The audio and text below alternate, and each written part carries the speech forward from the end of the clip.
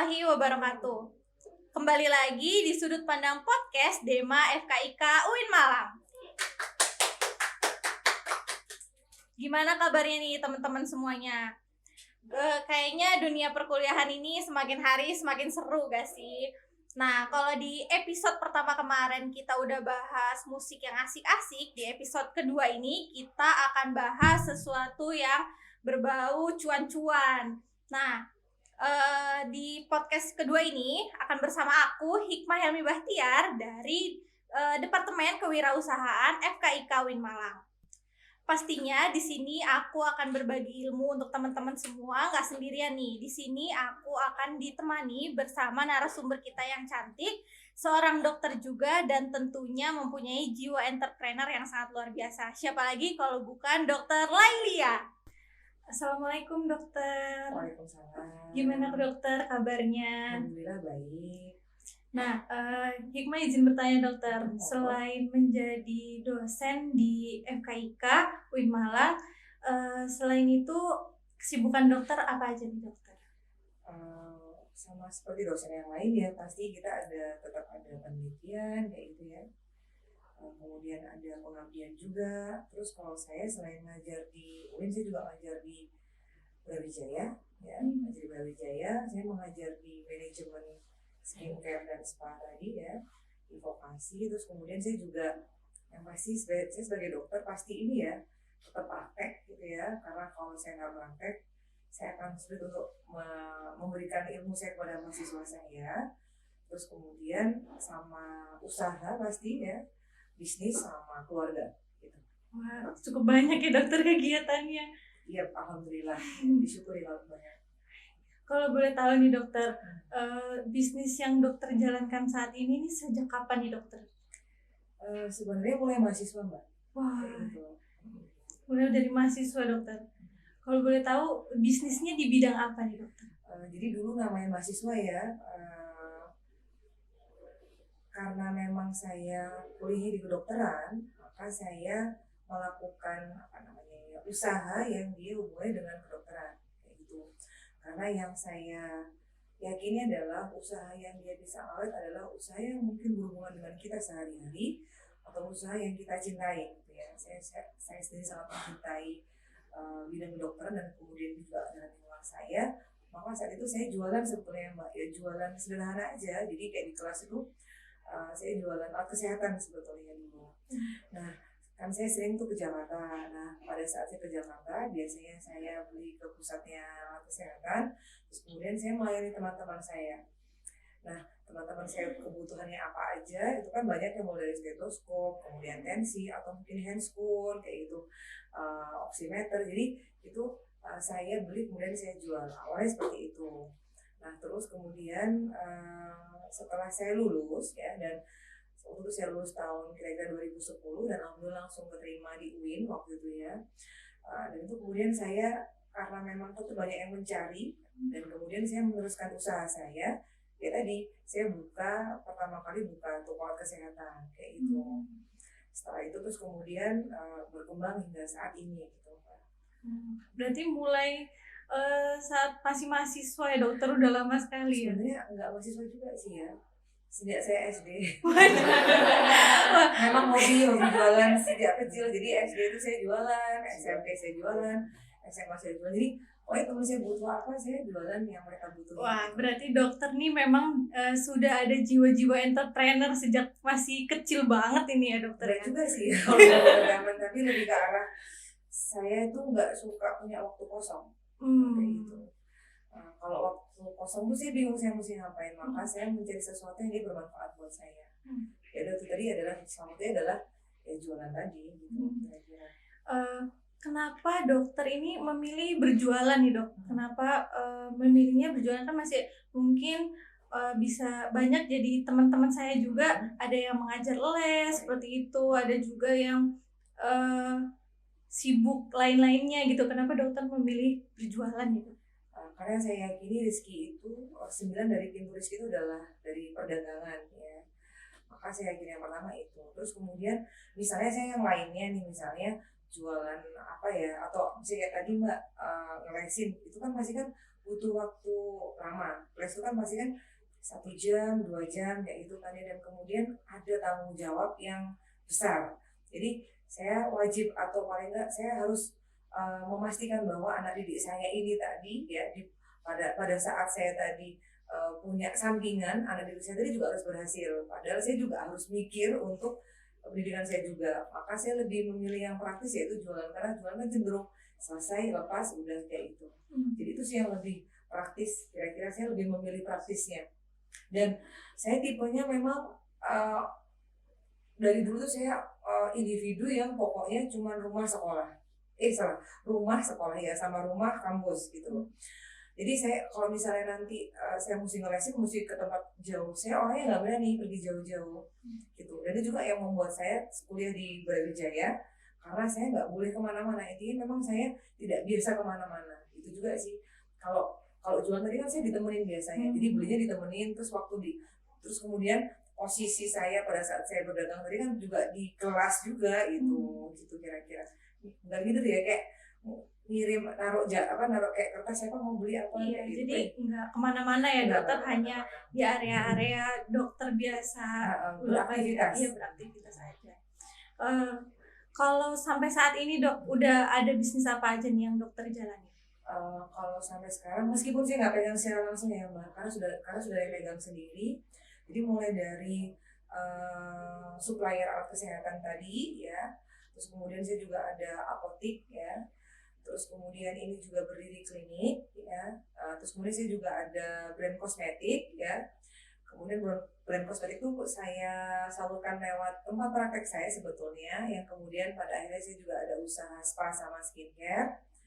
Terus sama itu sih ya, itu aja sih, nggak banyak. Lumayan cukup banyak ya dokter. Nggak banyak, tapi kan semua tetap bidang saya Mbak, karena Iya. semua bidang saya jadi nggak apa-apa gitu, nggak perlu belajar lagi dan nggak sulit karena bidang saya dan yang saya sukai gitu. Nah sekarang ini kan memang lagi banyak nih brand kosmetik ya dok. Kalau boleh tahu ini kenapa dokter akhirnya berminat dari awalnya praktek terus menjadi bikin skincare sendiri gitu. Jadi pada awalnya kan saya praktek tuh ya, terus kemudian banyak pasien perempuan yang nanya ke saya, dokter pakai krim apa, kayak gitu, kemudian pakai produk apa. Nah itu saya bilang saya nggak pakai produk siapa-siapa, saya pakai produk yang saya racik sendiri.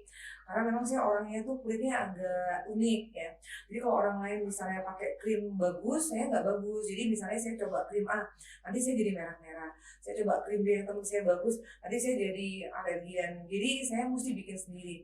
Karena pada saat waktu saya mahasiswa, saya pernah pada saat saya mau lulus sebagai dokter, saya pernah melakukan semacam course kayak gitu ya, untuk membuat krim sama produk kosmetik skala industri. Kemudian saya membuat itu untuk diri saya sendiri. Tapi akhirnya satu persatu pasien saya berminat. Jadi kemudian setelah saya nggak mampu lagi membuatkan sekian pasien ya, akhirnya kemudian saya bekerja sama dengan pabrik untuk membuat brand kosmetik saya. Itu tadi.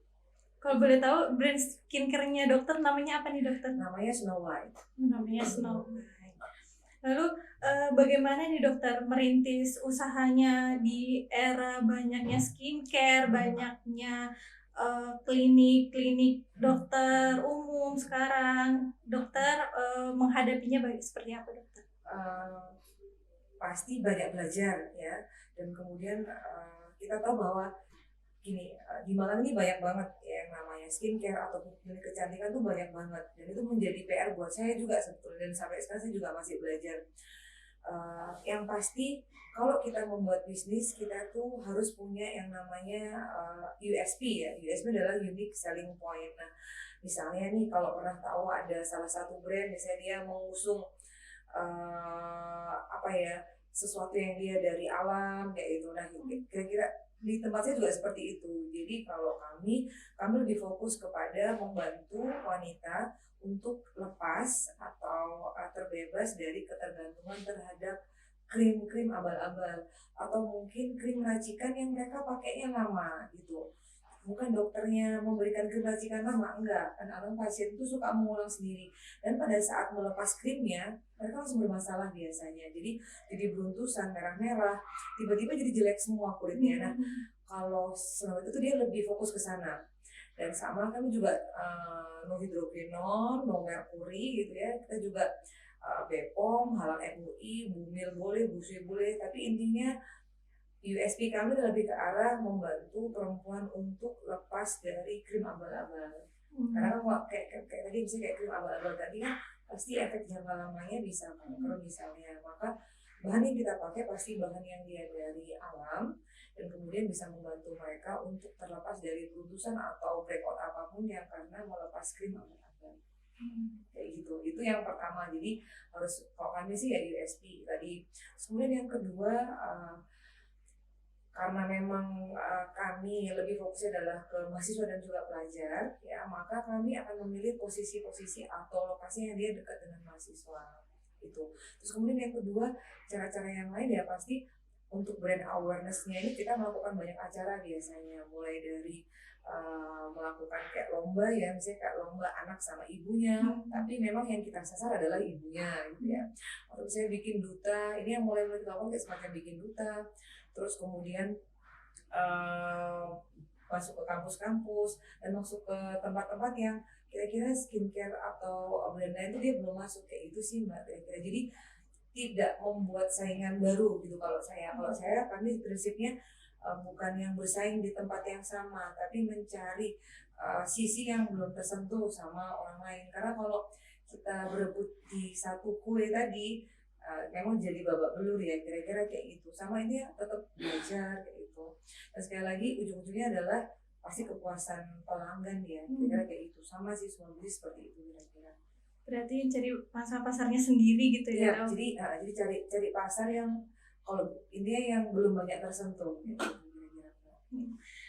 Sebelumnya kan dokter sudah sampaikan nih dok, banyak krim abal-abal nih dok sekarang ini.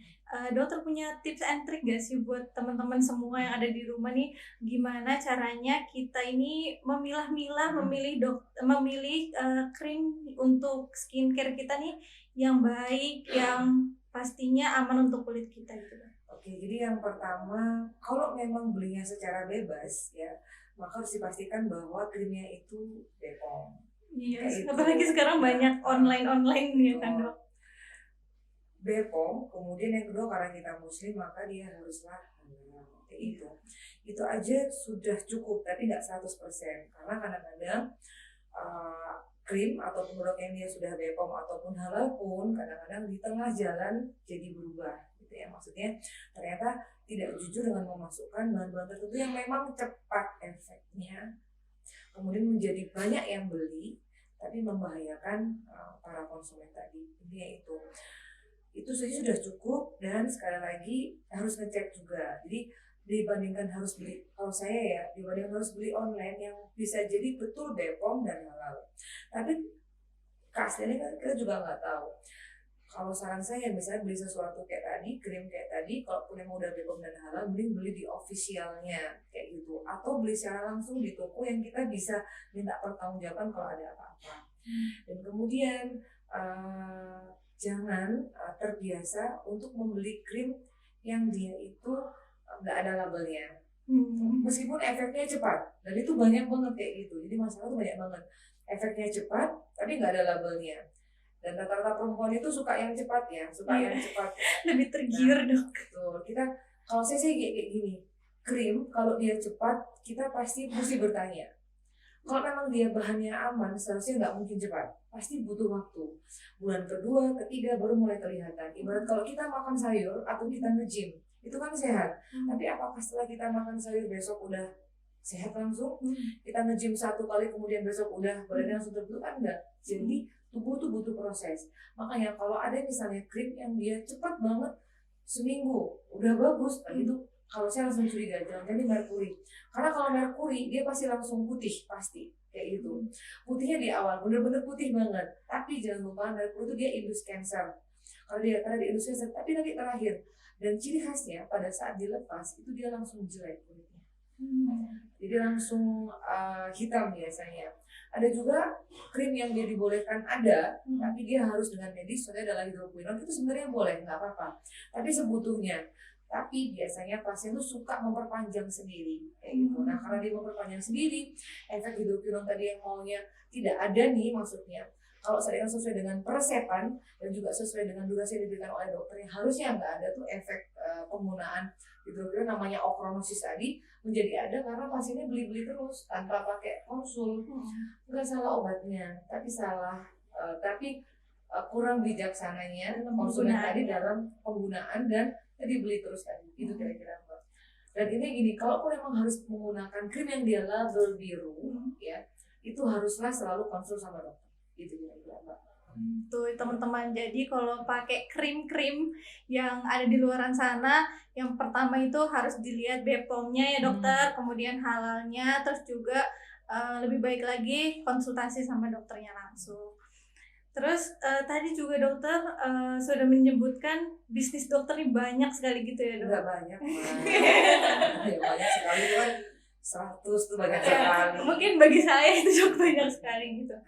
Gimana nih dokter membagi waktu antara mungkin keluarga, kemudian juga bisnis dokter yang sedang dokter jalankan saat ini, sama mengajar di 2 tempat sekaligus nih dok? Oke, jadi kalau saya ya pasti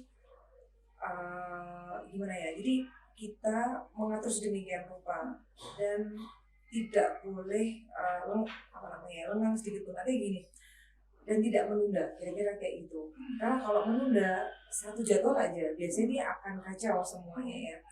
Tapi intinya, kalau saya sama seperti perempuan yang lain, pasti multitasking. Jadi misalnya nih, waktu saya praktek ya, misalnya saya praktek, maka saya bakal bawa laptop, kayak gitu. Nah, di depan laptop tadi saya akan mengerjakan tugasnya sebagai dosen. Misalnya ngoreksi, kayak gitu kan ya, atau misalnya membuat jurnal, atau misalnya membuat PTT perkuliahan, kayak gitu. Jadi selalu berusaha untuk melakukan multitasking tadi. Dan itu saya yakin semua perempuan pasti bisa ya, kayak gitu.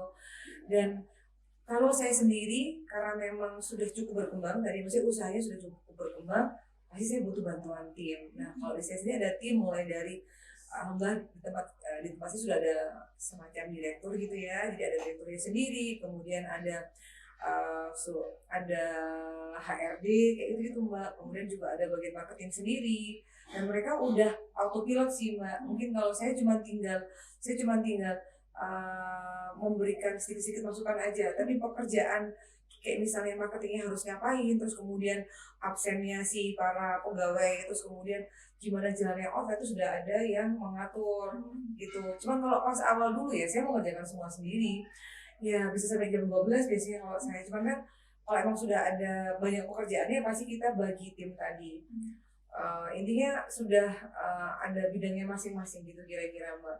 Cuma pas di awal misalnya pas di awal bisnis untuk mahasiswa nih misalnya, kalau saya intinya saya selalu memanfaatkan waktu sebaik mungkin. Dan saya memang tipenya saya bukan orang organisasi banget kayak gitu. Jadi karena saya tahu bahwa organisasi itu biasanya Makan memakan waktu gitu cukup banyak ya, maka saya memilih untuk tidak organisasi. Itu. Dan untuk yang tidak organisasi nggak perlu takut.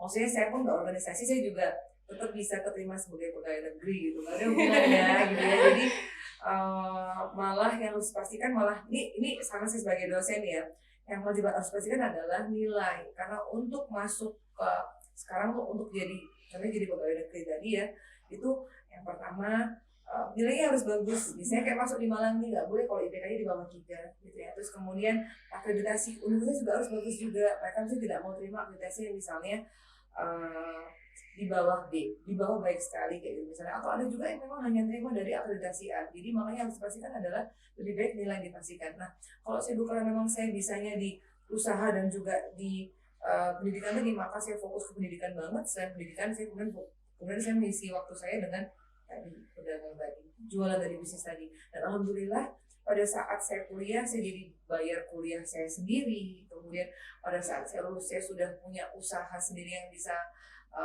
menopang kehidupan saya bisa beli rumah, beli segala macam pada saat teman-teman saya masih baru lulus gitu, itu kan menyenangkan sekali. Jadi teman saya masih baru lulus, masih harus cari pekerjaan, saya sudah punya pemasukan yang cukup gitu ya. Nah, jadi buat teman-teman yang nggak ikut organisasi nggak usah khawatir nih, kalian tinggal ikutin aja apa yang ada di diri kalian. Jadi nggak usah ikut-ikutan teman ikut organisasi, kita ikut organisasi juga ya. Jadi kalau bisa membagi waktu nggak apa-apa. Saya juga punya banyak teman yang dia sama dia AMSA ya, terus kemudian IPK-nya 4, ada kayak gitu, ada. Tapi memang dia punya kelebihan kayak gitu kan. Jadi artinya dia nilainya hampir 4, nggak sampai masih hampir 4. Dia juga seorang duta ya, jadi dia tuh sibuk banget dari pagi sampai jam 9 malam di kampus, tapi dengan IP hampir 4. Dan dia juga tetap bisa berusaha. Nah, orang kayak gitu kan ada. Tapi kalau misalnya kita pada fase yang pada tipe orang yang kuliah aja udah kesulitan, ditambah organisasi semakin kesulitan ya, mending milih salah satu yang dia lebih penting kayak gitu ya, gitu. Karena kan sekali lagi untuk sekolah, untuk masuk sebagai pegawai negeri tetap nilai yang nomor satu. Mending terlambat, mending diperpanjang studinya tapi nilainya bagus dibandingkan cepat tapi nilainya minimalis. Lebih baik lama sedikit tapi mending nilainya diperpanjang tapi nilainya semua bagus. Jadi sekolah apapun bisa, masuk kemana pun juga bisa. Kalau cepat tapi ada satu nilai yang jelek, sekolah belum tentu bisa, masuk ke pemerintah juga belum tentu bisa. Jadi PR ya. Itu masukan jadi sebagai dosen. Jadi kita lihat dulu diri kita sendiri ya, dokter mampu nggak menjalankannya seperti itu ya. Harus bisa introspeksi, harus tahu diri gitu ya. Harus tahu diri. Nah, izin bertanya lagi nih dokter, ada nggak sih tips and trick untuk mahasiswa nih dok yang ingin memulai usahanya? Kayak sebenarnya saya minat nih berdagang tapi bingung mulainya dari mana ya. Kayak sebenarnya saya sendiri dokter, izin memperkenalkan, saya punya apa ya disebutnya usaha nail art, tapi masih baru-baru dokter, usaha nail art seperti itu. Tapi bingung nih dokter, harus gimana ya mulainya? Harus masarinnya udah lewat teman-teman, tapi kok kurang ya dokter, gimana gitu dokter? Jadi yang pertama, kalau kita mau usahakan sesuatu yang kita sukai banget ya. Jadi yang kita cintai banget. Karena yang namanya usaha pasti nanti ada fase-fase sulitnya gitu ya. Terus kemudian ada fase-fase berat pokoknya. Nah, pada saat sesuatu itu berat tapi kita suka, itu menjadi lebih ringan. Yang pertama. Terus kemudian yang kedua, sesuatu yang tadi saya bilang, saya memilih, kenapa kok milih misalnya Alkes ataupun misalnya kayak skincare tadi, karena itu sesuatu yang ada di sekitar saya nggak perlu jauh-jauh mencari. Misalnya saya mau usaha jualannya adalah, misalnya jualnya adalah jual rompi anti peluru, siapa yang beli? Teman saya juga nggak ada yang polisi juga kayak itu kan, jadi susah. Jadi sesuatu yang ada di sekitar kita, jadi kita nggak susah-susah. Terus kemudian yang terakhir, jangan lupa kita itu melayani market. Jadi harus mencari sesuatu yang memang dibutuhkan sama market di sekitar kita.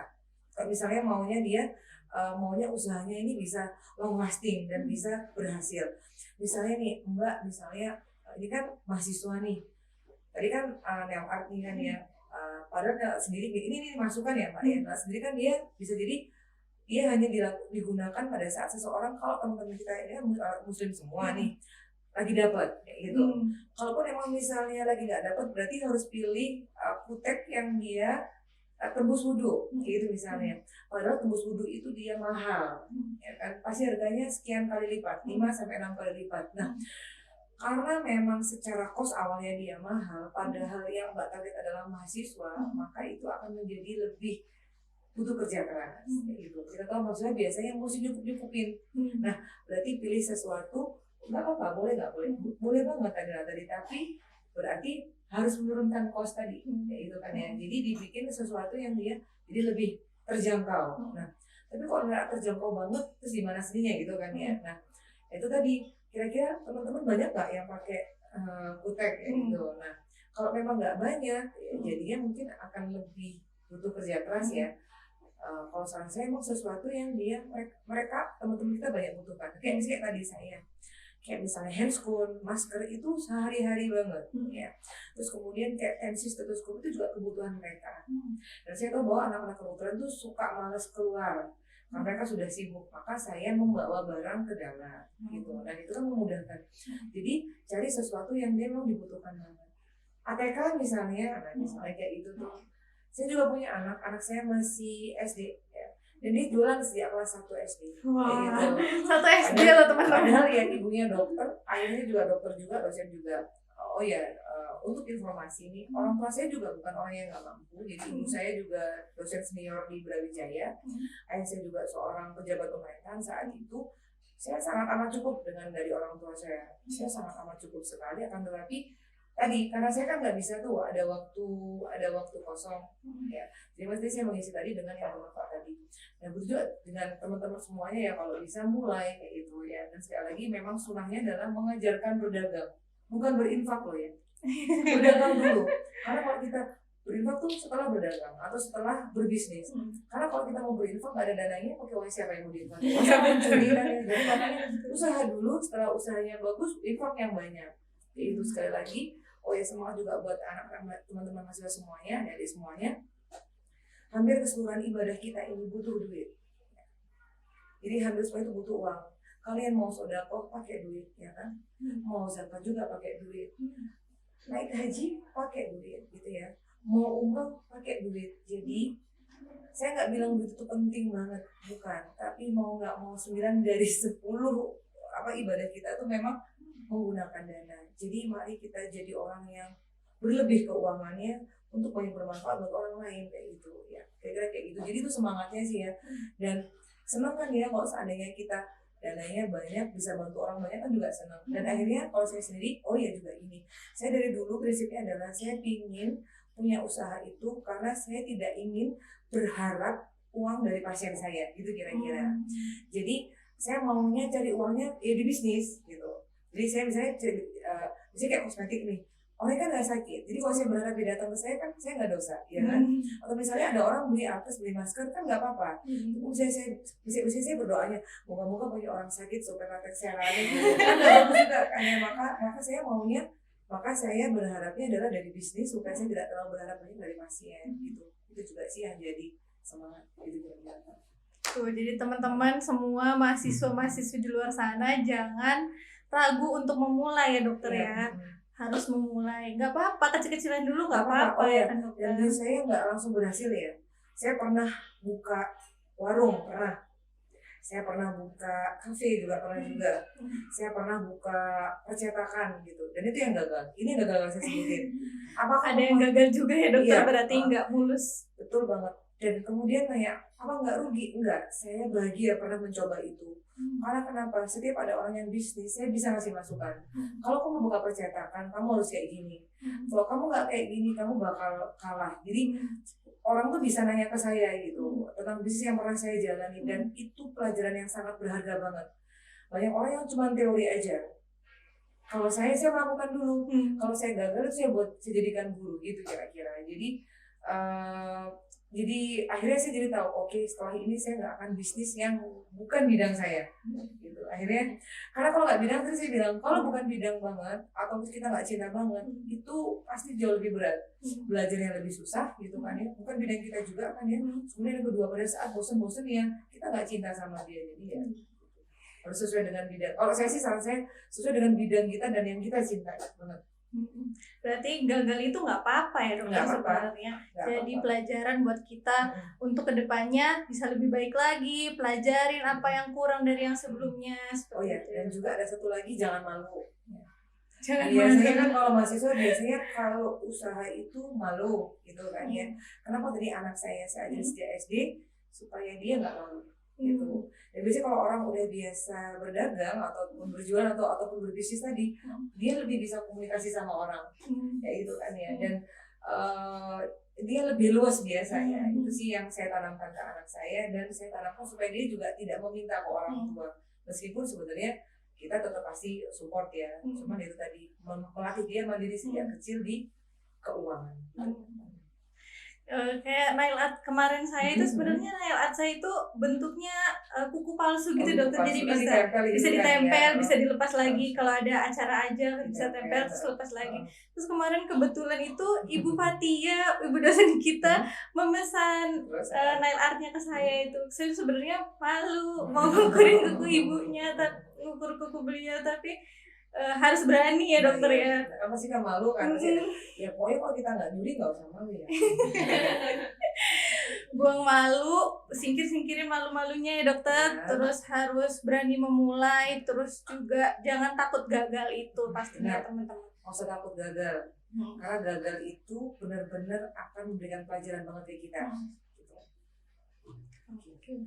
Banyak banget ya teman-teman informasi sama pelajaran yang kita dapat dari ngobrol sama Dokter Lia hari ini. Terima kasih banyak dokter ilmunya.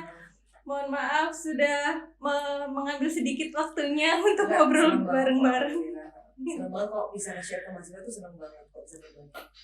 Terima kasih banyak dokter. Sama-sama. Terima kasih juga buat teman-teman semua yang udah nonton Sudut Pandang Podcast DEMA FKIK. Jangan lupa nonton di episode berikutnya, episode ketiga bersama departemen lainnya. Terima kasih teman-teman semua. Wassalamualaikum warahmatullahi wabarakatuh.